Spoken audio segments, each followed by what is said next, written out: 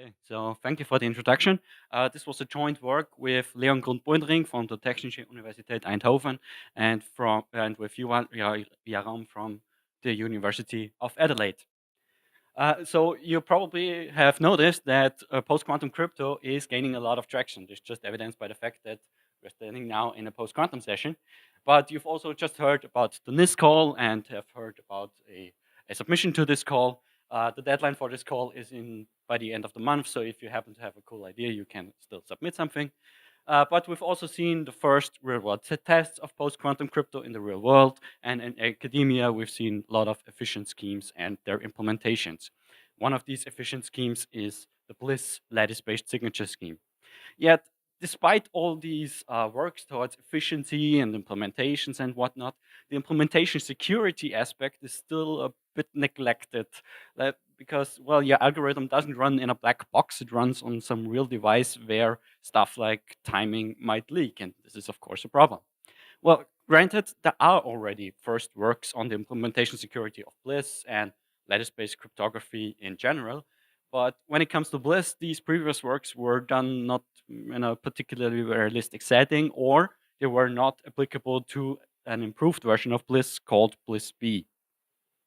Now, this is where we come in. We present a new side-channel key recovery algorithm for BLISS, which is, unlike previous works, also applicable to this improved version of the signing algorithm. And then we use this new key recovery algorithm to perform the first real practical cache attack on a lattice-based signature scheme, namely BLISS. We target the production-grade BLISS-B implementation of the strongSwan VPN suite and can perform a full key recovery after observing signing of, after generating approximately 6,000 signatures. Now, of course, if I'm going to present an attack on BLISS, I first have to talk a little bit about what BLISS actually is, and I have to get at least a little bit mathy here. So BLISS stands for B-model lattice signature scheme, and just like so many other lattice-based constructions, it makes use of so-called discrete Gaussians, which is like a discretized version of a continuous Gaussian or normal distribution. And of course, since you need samples from this distribution, you need some dedicated sampling algorithm. BLISS works over some ring RQ, which is a polynomial extension of a prime field. So what we will use later on is that you can rewrite multiplication of two polynomials A, B in a matrix vector form, where this matrix A is generated by negacyclic rotations of the coefficient vector of A. Key generation works as follows. So first you sample two polynomials f and g which have a fixed number of zeros, of plus and minus ones, plus and minus twos. The numbers of zeros, ones, and twos depends on the parameter set. For the two smaller parameter sets, it's just zeros and ones. Now, these two polynomials are then essentially the secret key, and you get your public key by dividing one polynomial through the other polynomial. Signing works as follows. First, you sample two Gaussian noise vectors, y1 and y2, from this Gaussian distribution. You use a sampling algorithm there. Then you generate this binary sparse vector C, which is like a challenge vector for the Fiat-Shamir transform. And then you multiply this challenge vector C with the secret key S, S1 and S2. And you either add or subtract this the outcome of this multiplication from the noise vector Y, and this gives you the signature output set. But this output set is only accepted with a certain probability, and if the signature is not accepted, the whole algorithm is restarted. Now, this is the original BLISS. BLISS-B is an improvement on that, as in it lowers the rejection rate. So the signature algorithm is less often restarted. This, of course, decreases the average runtime. And for this reason, it is the default option in strongSwan. This is achieved by replacing this straightforward multiplication of the secret key with the vector C, which is shown here on the left, by the so-called greedy SC algorithm. And what this algorithm does, it performs also a multiplication of the secret key with some C prime, where the C prime is not a binary vector, but now it's a ternary vector. So it also has minus ones in there, and it has the property that it's still congruent to C mod 2. In other words, where C is 0, C prime is also 0, and where C is 1, C prime can be either -1 or +1. Thing is though, the vector C is part of the signatures. It's part of the output at the end. But C prime is kept secret. So that, as already said, there already have been some previous works on implementation security of BLISS. Namely, there was a cache attack presented last year. Now, what they did is they performed a cache attack. So they used the timing behavior of the cache to attack the Gaussian sampling component. And with this, you can achieve a partial recovery of the noise vector. So you like get one coefficient of the noise vector for each signature or something like that. You can then use this with the following equation, like that the output is the noise plus this multiplication. And then you can rewrite, essentially you extract this one line from this equation, rewrite it a little bit, shuffle it around, so you do this matrix vector multiplication into an inner product and do the y on the other, get the y on the other side. And then you filter for all these equations where z and y are equal. So the left-hand side is 0. And then finally you gather 512 of these equations. And of course, then you can solve these equations for the key and you have recovered the key. Well, this problem, this cache attack, of course, demonstrates that lattice-based signatures and lattice-based constructions altogether are susceptible to cache attacks. But there are some limitations. First of all, the target was the so-called was a research-oriented BLISS reference implementation. Those aren't my words. This is really stated by the authors that you should never ever use their academic code in any sort of productive way. And what's more is that for the attack, the code was modified and the cache attack was actually integrated into the source code of the signing. And with this, you get, of course, a perfectly synchronized attacker. And while you can do this to demonstrate that there is the potential of a cache attack and that you can exploit this, it's not a very realistic setting. And what's more is that this previous attack, and in fact all other previous works on implementation security of BLISS, do not apply to this improved version, BLISS-B. Why is that? Well, with BLISS we have this nice multiplication, the secret key S times C, and we can bunch them up in a system of equations. It's fully defined, we can solve it and recover the key. Well, for BLISS-B there is a problem because, well, the secret key S is multiplied with C prime. And for C prime, we don't know if the elements are either +1 or -1. So you get a system of equations, but it's not fully defined. And of course, you can't solve this system without any additional information. So for this reason, we came up with a new side channel key recovery attack. And I will now go over the multiple steps of this attack and will explain all these steps. So the first step, just like previous attacks, is that you need to gather information on the Gaussian samples, on the Gaussian noise vector. You can use any side channel you like for instance, previous work used cache attacks or power analysis, depending on your platform and what algorithm you actually attack and whatnot. Okay, and then also like in the previous attack, we collect all these equations, punch them up like in a matrix vector form. We don't actually need that the right-hand side of this equation is 0, so we get an inhomogeneous system of equations. But as just said before, we cannot solve this equation because the left-hand side is not really fully defined.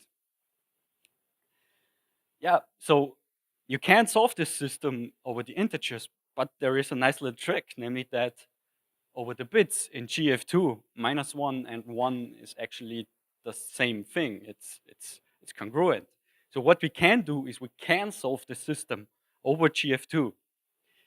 Now, of course, if you solve a system of equations over GF2, then the solution is also only defined over GF2. So in other words, we get the least significant bit of each of the coefficients.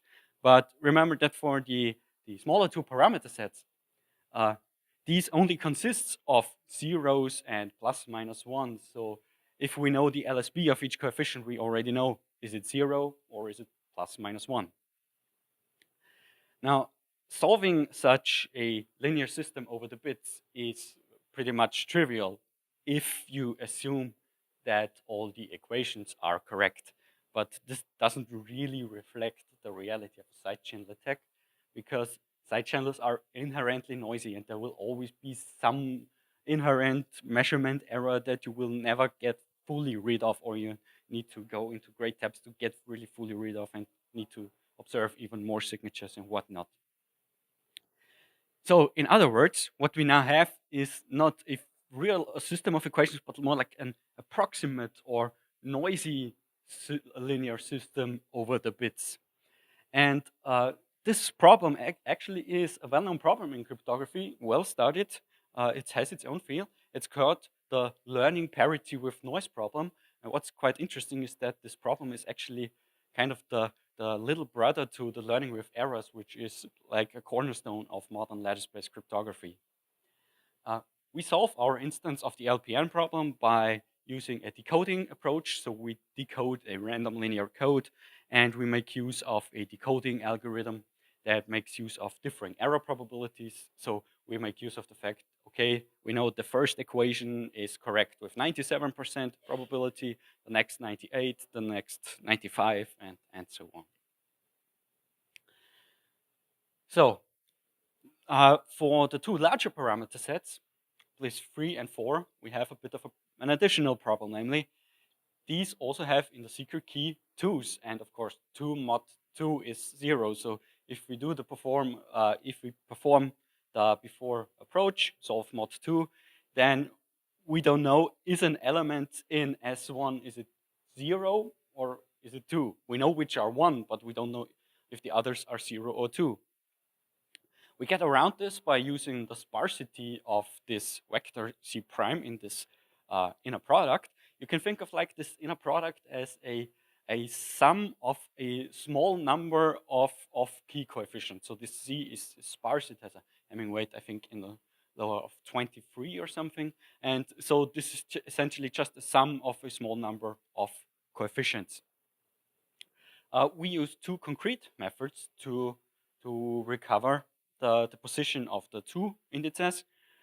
So the first is integer programming, and there the intuition behind this approach is that, okay, we say if this inner product is larger than the number of ones, so we already did that before, we know where the ones are, and if this product is larger than the number of indexed ones, well, then there has to be a 2 involved in the indexed signature coefficients, because otherwise this inner product can't get this large. The second method is more of a statistical approach, where the intuition is, okay, if this inner product is large, then it's more likely that there is a 2 involved. So you can think of as the first method is uses kind of like hard constraints. We know that there is a 2 involved in these coefficients. And the second method is more like it uses soft constraints. So it's more likely that there is a 2 involved. In the paper, we evaluate both these methods. They perform differently really well depending on the parameter sets and on the nature of the errors, so how the errors actually look like in the measurement. Okay, so what we now have is we know all the absolute value of each coefficient in the private key S1. We know which elements are 0, which are plus minus 1, which are plus minus 2. So in the last step, we combine this information with the public key. So the public key, we can write an equation in the public key that goes like this, that AQ, the public key, times the first secret key S1 equals the second part of the secret key S2. Now you can think of this S2 on this right-hand side as kind of like a short vector in the lattice spanned by AQ. So we know that the right-hand side here has to be small because it was chosen to be small in the key generation algorithm. Of course, the parameters of BLISS are chosen such that you cannot solve this problem, the shortest vector problem, without any additional information. But we do have additional information. Namely, we know which of the coefficients of S1 are 0. And if you multiply something with 0, well, then the result is 0. So what this means is that we can just discard all the columns of this matrix AQ if we write it in this matrix form, which get multiplied by 0. And what we actually do by this discarding of the columns is that we reduce the rank of the lattice that is spanned by the matrix. So in other words, searching for this short vector gets a lot easier. What we additionally do is that we reduce the lattice dimension. So this is just done by throwing away some of the rows of this previous system. And then we solve this shortest vector problem with a lattice basis reduction algorithm, so one that's already available. And from then on, it's just a little bit of linear algebra to get the full signing key. So, and this then concludes the attack. So after 4 steps, we've finally recovered the full signing key. Okay, now let's put this attack to good use. So we attack the BLISS-B implementation of the strongSwan's VPN suite. Now, our concrete attack target is, as already said, is the Gaussian sampler, and strongSwan uses the so-called Bernoulli rejection sampling algorithm, which was proposed by the original authors of BLISS. I'm not going into too much detail here. What's important is that for this Bernoulli rejection sampling, there is kind of like a bit scanning routine involved, so for the first line in this algorithm just iterates over all these bits of some input x, and in the second line there is a branch that checks, okay, is this bit set? If it's set, then do something. If it's not set, then skip this part. What we do is, so this method was already previously proposed, that we detect if this branch, x is 1, is taken at least once, so that this code in lines 3 and 4 is executed at least once during the call to this routine. If this is never performed, then we know, okay, all the bits were 0. So, of course, the input x is 0, and for reasons that I'm not going to explain, then we know that the signature or that the Gaussian noise is an integer multiple of some constant, which for our case happens to be 254. We do this detection if this code is called with the so-called flush and reload cache attack. So we monitor the timing that it needs to access certain locations in the cache, CPU cache. And we use performance degradation in order to get the resolution up, because this is a very short bit of code, and we use performance degradation that it still takes long enough so that we can perform the actual cache attack. Okay, but now there is another problem to solve, namely that our attack is asynchronous, so we can detect that there is a sample that is an integer multiple of some constant, but we also need to know, of course, which sample, which line we need to extract from the signature to create our equations and whatnot. So we need to perform some sort of resynchronization. We need to find out which index was it. There we use 2 bits of information. First, that the sampling is done in a loop. So it starts with the first Gaussian sample, next Gaussian sample, up until the last. So the sampling time is still somewhat correlated to the index. If it's done later on in the signature, then we know that the index is probably higher. The sampler is not constant time, so this is not a full linear relation, but it's still somewhat correlated. Second part we use is that this S times C, so this product that you add to the noise, is typically small, like between -5 and 5. So you know that the output of the So if the noise is close to an integer multiple of 254, then so is the output. So we combine these two pieces of information to also recover the index. So if we do all this, so perform this cache attack, resynchronization, and our new key recovery attack, we have the following results for the actual attack on the strongSwan implementation. For the first step is we need to gather the samples. We need here approximately 6,000 signatures. So while admittedly this is not done in the blink of an eye, it's still something that can be done. The second step is the recovery of the key mod2. There we achieve with the chosen parameters that we chose a 98% success rate and a runtime of about a minute. The third step, which is the recovery of the position of the 2's in the key, well, actually for the attack on strongSwan, we didn't really need this because we only focused on the smaller parameter set, this one here. But we give an evaluation of this 2 recovery approach by means of simulations in the paper. The third step, fourth and final step, is the lattice reduction. And this step was always successful. So has an average runtime of 4 to 5 minutes. So overall, this attack takes, yes, it takes 6,000 signatures, and from then on, it's just a couple of minutes of computation, and you have recovered the full key. So we now have an attack on something. So this clearly shows that, well, cache attacks and implementation attacks on lattice-based schemes and lattice-based signatures are realistic and are feasible. What can we do now? Well, there have already been proposed some countermeasures. For instance, one countermeasure might be to shuffle the noise vector. So you sample your 512 elements in the vector and then just shuffle them around. So this breaks the correlation between the sampling time and the index. Well, actually, this countermeasure also has some flaws. It can be circumvented, albeit at the cost of requiring a lot more signatures. But in fact, this circumvention of the countermeasure can be drastically improved with our new key recovery algorithm. We detail this in the paper. Now, there have already been some ideas to implement samplers, Gaussian samplers, in constant time. Well, the problem here is Gaussian samplers are notoriously too difficult to implement in the first place. And making them constant time is, of course, even harder. So it might be a bit of a challenge.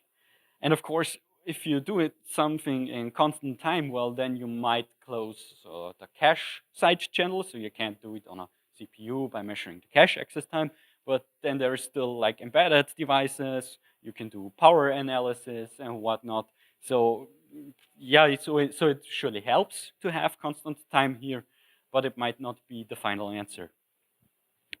So what is then the next idea? Maybe it's to ditch the use of Gaussian noise altogether. So in earlier work, almost all lattice-based schemes used some sort of Gaussians, but Gaussians are, as already said, extremely difficult to implement, and as it appears from this work and previous works, extremely prone to side channel analysis. So it looks like that protocol designers have noted this, and there are already efforts to replace the use of Gaussian noise with distributions which are much more easy to sample from, like uniform distribution or the binomial distribution. It's trivial to sample from these. And one example I'd like to mention here is dilithium, a very recent lattice-based signature scheme from many of the same authors as BLISS, actually. And they really state that they do not use Gaussians because of these implementation concerns. So might be a better idea to do something else in the future. Okay, this then concludes my talk. Just maybe this is already my second paper with kind of a Shakespeare reference in the title. Wasn't really intentional, just kind of happened. Okay, thank you.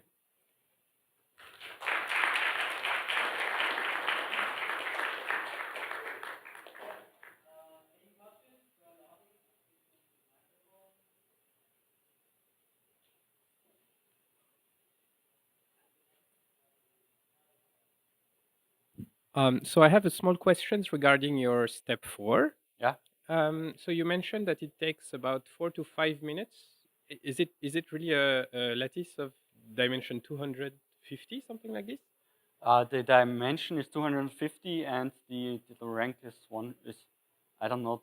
It's the Hamming weight of the key 130 or Right, so something. so I realized that there's a very small vector in there, so it makes sense that you Yeah. can recover it. But it's strange to me that if you run BKZ on a lattice of that size, you Yeah. finish. What we do is we perform an early abortion, so we don't run PKC until it's really finished, but until a short enough vector is found, and then we just abort the lattice reduction, and this usually happens after 4 to 5 minutes. So Or we don't do the full PKC because then we wait a much longer time. Yeah. thank you.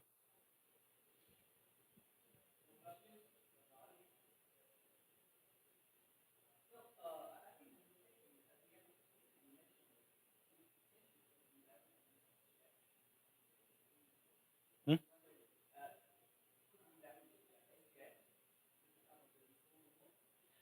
No, we mentioned SGX because if you implement this in SGX, then the cache attack might get even easier.